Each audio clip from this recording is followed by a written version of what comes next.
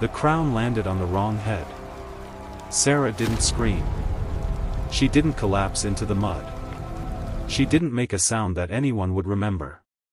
She stood at the edge of the crowd in the Florida rain, not the front, never the front, with one small hand gripping hers on each side, and she watched the man she had loved for 4 years place the future on her cousin's shoulders like it was the simplest, most natural thing in the world. Dara smiled. Adrian's face was stone. And then, in the middle of the thunder, in the middle of the fire and the ceremony and 6 territorial packs bearing witness, his eyes moved. Slowly. Deliberately. Not to his new queen. Not to the assembled elders. Not to the 7 silver-crested flags snapping in the rain. To her. To the 3 of them, standing at the back of the crowd like something he had already decided he could lose. He held it for 5 seconds. She counted. Then he looked away. Sera's hand tightened around her children's fingers. Luca, 4 years old, pressed himself against her leg without being asked. He always knew. Mia, barely 2, looked up at her mother's face the way small children do when the adults around them have gone very still and very quiet and the air has changed into something that doesn't have a name yet. Sera looked down at Mia. She looked at the crown on her cousin's head. She looked one last time at the man standing on the stone platform in his ceremonial black, the man whose children she was holding, whose name she had never been given the right to carry, whose war she had never been told she was standing in the middle of. She turned around. She walked into the dark. Nobody called after her. Nobody noticed her go. In a crowd of 300 wolves, in a ceremony that would be recorded in the territorial archives as one of the most significant political bindings in a generation, Sera Vane simply ceased to exist. She had planned for exactly this. She had been planning for it for 5 months. But somewhere at the edge of that crowd, one figure stood very, very still. And they were not watching the platform. They were watching Sera walk away. And they were already reaching for their phone. The rain came harder.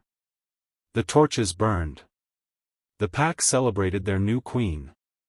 And 3 sets of footsteps disappeared into the wet grass, 1 tall, 2 small, without a single soul turning to watch them go. That was the first mistake anyone made that night. It would not be the last. The Everwatch Ridge territory sat at the edge of the Okefenokee swamp, where the Georgia lowlands thinned into something older and less certain, a landscape that did not care about pack borders or alpha titles or the elaborate political architecture that wolves had spent centuries constructing over it. The swamp simply existed. It had been there before the first pack claimed it. It would be there after the last one fell. Sera Vane had lived on the edge of Everwatch Ridge for 3 years. Not inside it, never formally inside it, never with the rights and rank that would have made her presence official. She lived in the keeper's cottage on the southern boundary of the main estate, 3 rooms and a garden, set far enough from the main complex that visitors rarely saw it and residents rarely thought about it. This was, she had come to understand, entirely intentional. She had arrived at Everwatch Ridge at 26, following a connection she had believed was love and had since reclassified as something more complicated. She had stayed because she was already expecting Luca. She had stayed after Luca because Mia came.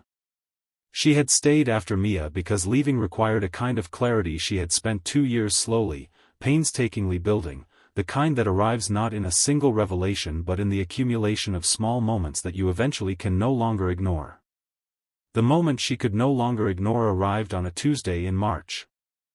When she overheard 2 pack elders discussing the binding ceremony from the archive room window. Not discussing it as a future possibility. As a scheduled event. With a date. With a venue. With her cousin's name already attached to the role of queen. Sera had stood very still beside the window for 60 seconds. She had then returned to her cataloging work. She had not cried until after the children were asleep. That night, she began making a list. The list was methodical, unsentimental, and thorough. It covered resources, routes, documents, finances, identities, and contingencies. It covered the specific surveillance patterns of the estate's security network, which she had memorized over 3 years of living inside them without ever intending to use that knowledge. It covered the emotional variables, the children's adaptability, their needs at different stages of a journey, the specific ways each of them would need to be handled during the harder moments. It did not cover what it would feel like to stand in the rain and watch the ceremony happen. She had decided not to prepare for that. Some things you could only survive by not looking at them directly until you were already on the other side. She was on the other side now. The rain was still falling. The distance between the estate and the keeper's cottage was exactly half a mile of gravel path. Her bags were already packed. The car was already arranged. The driver was already waiting. Sera Vane walked through the dark with her children's hands in hers and did not look back. She would discover later, much later, that the man she was walking away from had already been looking for her for longer than she knew. Not to stop her. Not to change what had happened on that platform. To tell her what he hadn't been able to. The driver's name was Nell. She ran a private transport service out of Waycross and charged enough that she'd learned not to ask questions.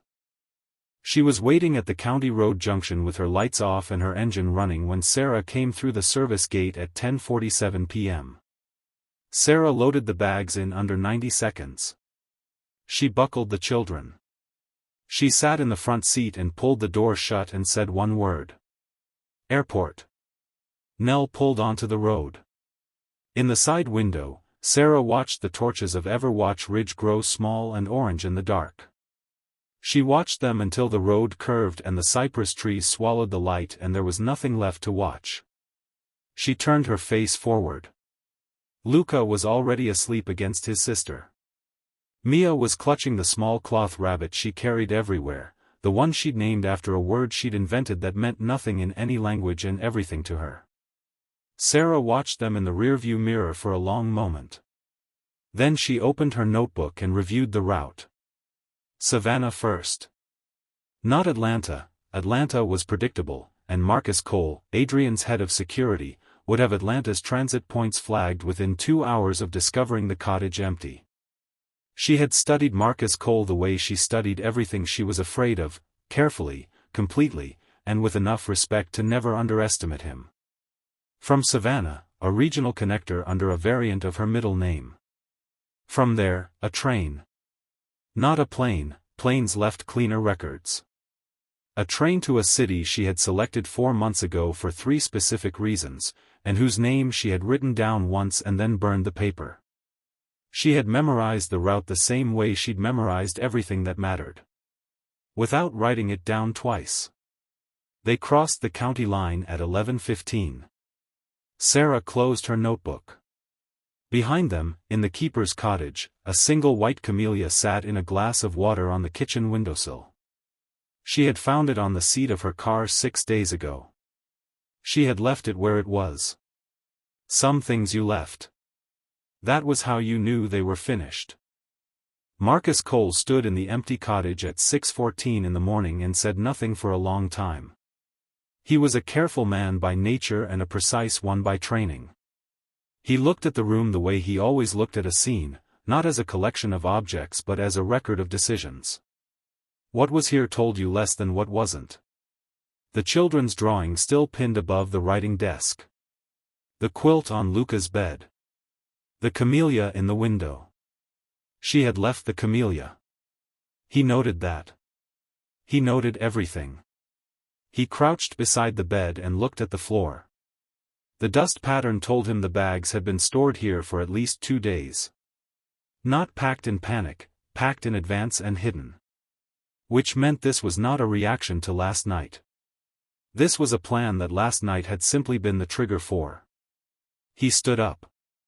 5 months, he estimated. She had been preparing for 5 months, which meant she had known about the binding ceremony before the formal announcement. Which meant she had a source, or she had been listening from somewhere she wasn't supposed to be, or she was simply smarter than anyone had given her credit for, and Marcus Cole, who prided himself on accurate assessments, admitted that the third option was most likely. He had watched Sera Vane for 3 years from the corner of his professional attention. Not because Adrian had asked him to. Because Marcus was a beta, and a beta's function was to see what an alpha's position prevented him from seeing clearly. What he had seen was this: a woman who read everything, remembered everything, calculated everything, and showed none of it. A woman who was invisible by design, not by nature. He pulled out his phone. Adrian answered on the second ring. "She's gone," Marcus said. "At least 10 hours. She planned it. She planned it well." A silence on the other end. Then, quietly, "Find her." "I will," Marcus said. He was already walking toward the door. "But Adrian, when I do. What do you want me to tell her?" The silence that followed was the longest Marcus had heard from Adrian Richard in 15 years of knowing him. "Tell her I'm coming myself," Adrian said. "Tell her I should have come a long time ago." She chose Knoxville for 3 reasons. The first was size, large enough to disappear into, small enough to read quickly. She had learned from years of living inside a pack security system that anonymity was not about being invisible. It was about being unremarkable. A city of 200,000 gave you enough ambient noise that one woman with 2 children was simply not a signal worth processing. The second was geography. Knoxville sat in the valley between mountain ranges, which meant any approach by vehicle was channeled through predictable corridors. She could monitor those corridors. She had already identified 3 early warning positions she could check from the apartment window. The third reason she didn't say out loud, even to herself. The mountains. She had grown up in flat country and spent 3 years in swampland, and there was something about the sight of the Smokies at dawn, the way they held the light before they released it, that made her breathe differently. Slower. Like something in her chest was unclenching for the first time in years. She gave herself 30 seconds of that feeling when she arrived. Then she got to work. The apartment was on the 4th floor of a building on Market Square, above a bookshop that smelled like paper and old wood. She had arranged it through a relocation service 3 months ago, paid 6 months in advance under a name she had spent 4 months constructing a paper identity for. Within a week, the children were settled in a daycare 4 blocks away. Within 2 weeks, Sera had a job. Not the kind that left records, bookkeeping for 3 small businesses that paid in cash and asked nothing except accuracy.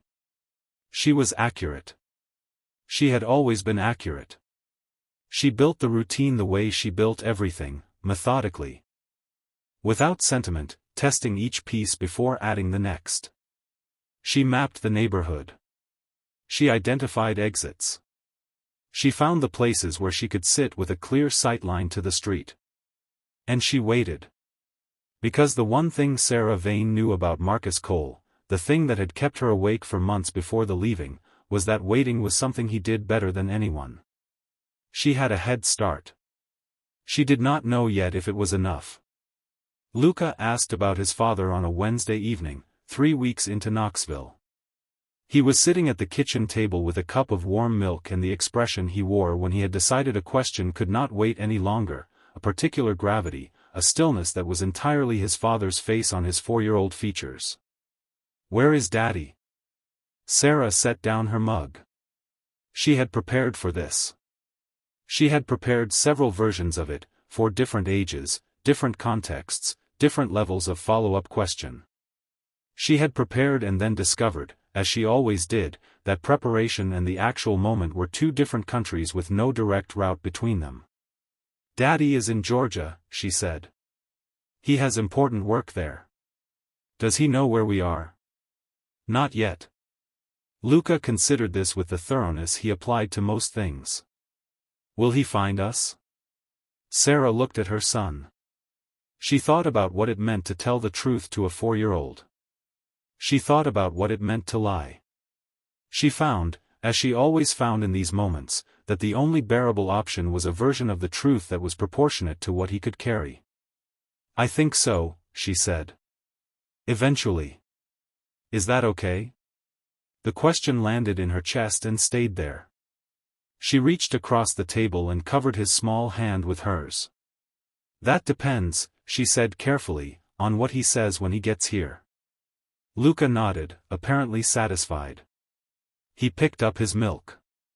Then, as an afterthought, with the devastating precision of a child who has been paying more attention than anyone realized, "He's going to be sorry."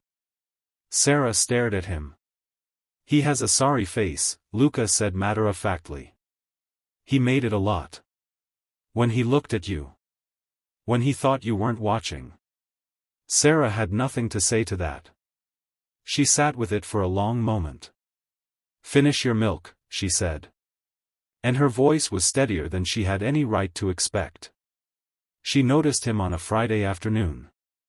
She was coming out of the bookshop below the apartment. She had started going there not for any reason she could justify logically, simply because it was the kind of place where nobody expected you to explain yourself, and she caught him in the peripheral vision she could no longer turn off even when she wanted to. A man. Standing at the corner of the square, partially in the shadow of the market awning. Too still. Not the stillness of someone waiting for a bus or checking a phone. The trained stillness of someone watching something they don't want the subject to know they're watching. Sera bought a book she didn't need. She walked home the long way. She took 3 turns she didn't have to take and arrived at the apartment 12 minutes later than usual, and by the time she was through the door she had already confirmed 2 things.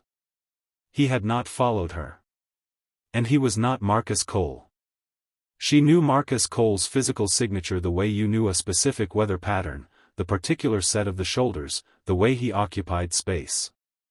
This man was younger and leaner and moved with a different quality of control. Which meant one of 2 things: Marcus had sent a subordinate, which was possible. Or someone else had found her, which was the possibility that sent a cold line straight down her spine. She put the children to bed. She sat at the kitchen table and thought. The Southeastern Pack Network was Adrian's territory and Adrian's alone. But the mountains between Georgia and Tennessee sat at the edge of something older, a loose affiliation of highland packs that had never fully aligned with the territorial system Adrian's family had spent generations building. They were not enemies. They were not allies. They were the third category, unpredictable, opportunistic, and very aware of what leverage looked like. Sera had been in Knoxville for 3 weeks. She had taken every precaution she knew how to take. Someone had found her in 3 weeks. She opened her burner phone. She stared at it for a long time. Then she typed a number she had promised herself she would never type. She didn't send it. Not yet. She sat with her thumbs hovering over the screen and she looked at the mountains through the window and she thought about what it cost to ask for help from the man who had broken something in her that didn't have a name yet. She thought about Luca and Mia asleep down the hall. The answer to that equation had always been the same. She sent it at midnight. 3 sentences. Adrian. Someone has found us. Not your people. I need to know if you can move without them knowing. If yes, I'll tell you where. The reply came in 22 seconds. Tell me where. He arrived 37 hours later. Alone. In a truck with Georgia plates that he parked 3 streets away. She saw him get out from the apartment window, saw the way he stood on the empty street and looked up at the building before he moved toward it. She knew that posture. She had spent 4 years learning the vocabulary of his body because it was the only language he had ever been consistent in. She opened the door before he knocked. He looked terrible. The kind of terrible that accumulates over weeks, not nights. He was wearing a dark jacket over a plain shirt and there was nothing on him that indicated rank or territory or any of the elaborate architecture of his position. Just a man in his late 30s standing in a doorway in the mountains. Looking at her with an expression she had never seen on his face before. She identified it after a moment. It was relief. The specific relief of someone who has been searching for something they were afraid they would not find. Come in, she said. Keep your voice down. He came in. He stood in the middle of her small living room and looked at it, at Luca's shoes by the door, one paired neatly and one tipped on its side the way he always left it. At Mia's drawing on the refrigerator. At the mountain in the window. "Sit down," Sera said. He sat. And then, because she had not survived 5 months of planning to waste the moment on anything other than what she needed to know, talk. He talked. "If you've stayed this far, you already know this story is different. Share it with someone who needs to hear it. Subscribe so you don't miss what happens next, because Chapter 7 is where everything changes." It had started 9 years ago. Not with Sera. Not with the children. It had started with a border dispute between Everwatch Ridge and the Highland affiliates, a slow, grinding territorial conflict over access routes through the mountain passes that connected the southeastern lowland packs to the trade networks in the north. It was not a war. It had never been declared. It was something more insidious, a patient campaign by a man named Rowan Ashby, alpha of the Highland Collective, to find every pressure point in Adrian's leadership and press each one with precise, measured force until something gave. For 9 years, nothing had given. Then Rowan Ashby found out about Sera. Adrian's voice was very quiet as he told her this. She had sat down somewhere in the middle of it, her legs had simply made the decision without consulting her. She sat and she listened and she did the thing she had always done when absorbing something large, she went very still and let it in piece by piece. The intelligence had arrived on Adrian's desk 18 months ago. Not as a threat, as a demonstration. A file containing details of Sera's daily movements, Luca's routines at the estate, the specific times Mia napped and when Sera walked her in the garden. Details that could only have come from inside Everwatch Ridge. The accompanying message was simple: make Sera Vane publicly insignificant, or Rowan Ashby would make her disappear in a way that was not metaphorical. "So you crowned Dara," Sera said. Her voice was flat. "I made you invisible," Adrian said. "I made you look like someone I had already moved past.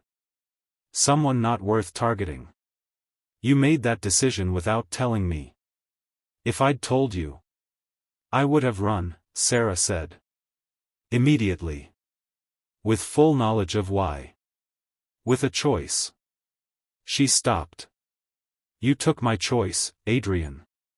You decided for me and then you stood on that platform and you," she stopped again. Pressed her hand flat against the table. "And it didn't work. Ashby found me in 3 weeks.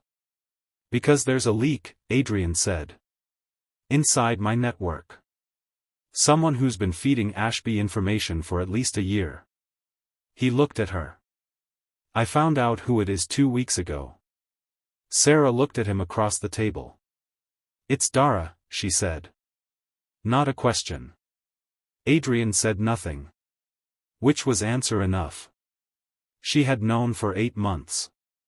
Not about the full scope of it, not about Rowan Ashby, not about the strategic architecture of what Dara had been doing. But she had known something.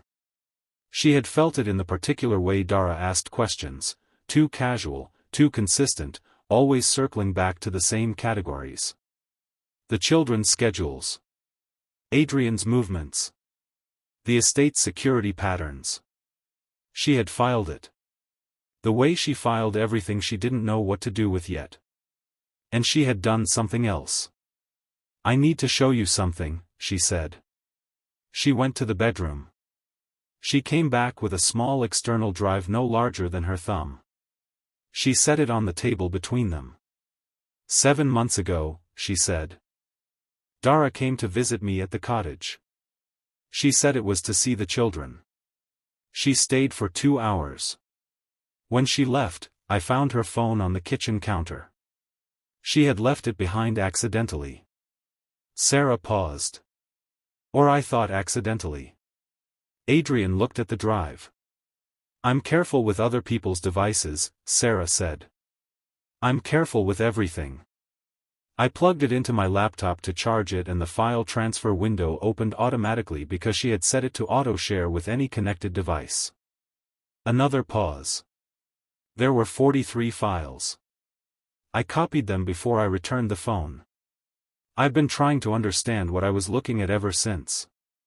Adrian picked up the drive. He turned it over in his hands. It's all there, Sera said.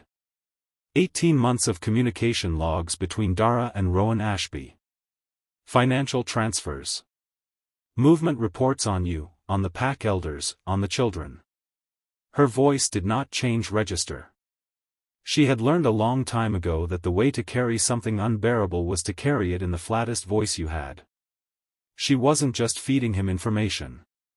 She had a deal. If the binding ceremony completed and she became queen, she was going to give him access to the southern trade routes. All of them. For 3 years. The room was very quiet. Sera. Don't, she said. Whatever you're about to say. Wait. She looked at him across the table. I have been carrying this for 7 months alone. I need you to understand that before you say anything. I found out that my cousin was trading my children as leverage in a territorial deal, and I carried it alone, and I got my children out, and I am sitting here right now telling you about it because you are the only other person in the world with equal reason to be furious about it. Adrian was quiet for a long time. What do you need? He said finally. That, she thought. That is the question. That has always been the only question. I need it to be over, she said. And then I need to decide what comes after. On my own terms. Okay, he said. Okay, she repeated. And for the first time in 8 months, Sera Vane felt the weight redistribute slightly. Not disappear. Just shift. Shared weight was still weight. But it was a different kind of carrying. Marcus arrived in Knoxville at dawn with 4 people and a legal team. Sera briefed them in the building's parking structure in 8 minutes flat, standing in the concrete shadow of the second level with Mia on her hip and Luca beside her holding his own small backpack with the gravity of someone who understood that something important was happening and had decided to be prepared for it.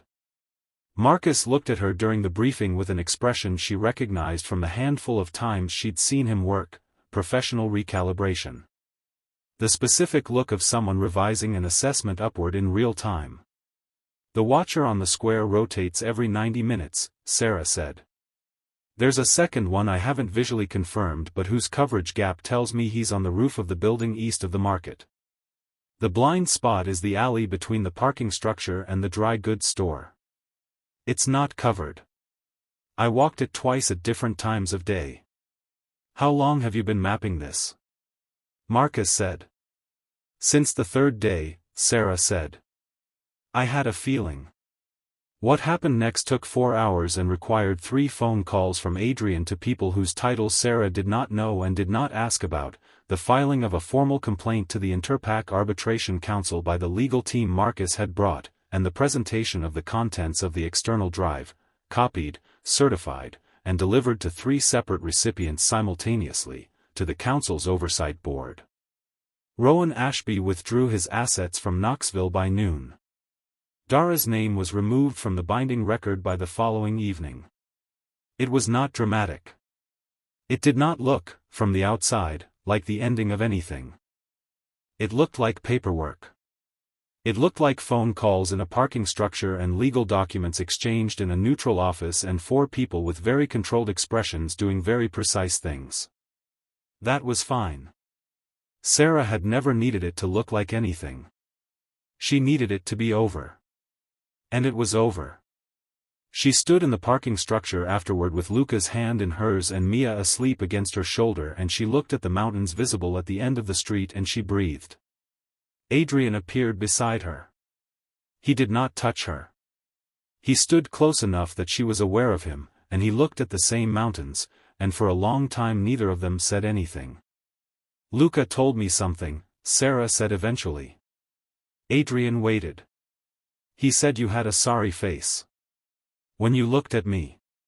When you thought I wasn't watching. A pause. He's 4, Adrian said. He's perceptive, Sera said. He gets it from me. She heard Adrian exhale, not quite a laugh, not quite a breath. Somewhere between the two. "I have a sorry face," he said. "Among other things I should have said a great deal earlier." "Yes," Sera said. "You do." It did not resolve cleanly. She had not expected it to. Real things did not resolve cleanly. They resolved the way water found its level, gradually, through every available channel, arriving at something that was less like resolution and more like a new landscape you had to learn to read from scratch. Dara called once, 6 weeks later. Sera listened to the voicemail 3 times. She did not call back. She was not ready. She did not know when she would be ready. She gave herself permission not to know. The external drive went to the Arbitration Council and then to 3 territorial archives, where it would exist as a permanent record that Sera Vane had not only seen what was coming but had been the one to document it. She had not done it for credit. She had done it because someone needed to, and she was the one standing there. Adrian came to Knoxville on the weekends. He did not ask to stay.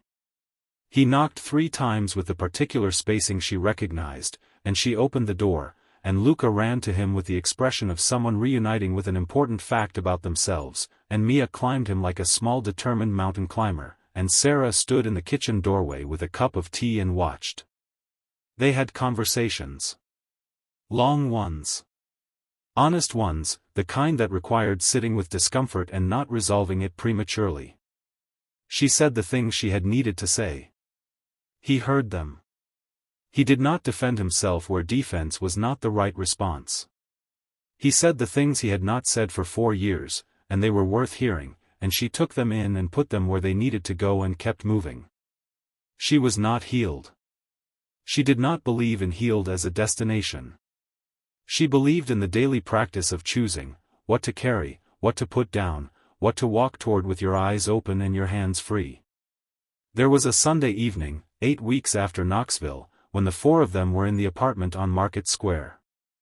Adrian was on the floor of the living room helping Luca with a structure of blocks that kept collapsing in ways that Luca found hilarious and Adrian found. She could see this clearly, genuinely, helplessly delightful.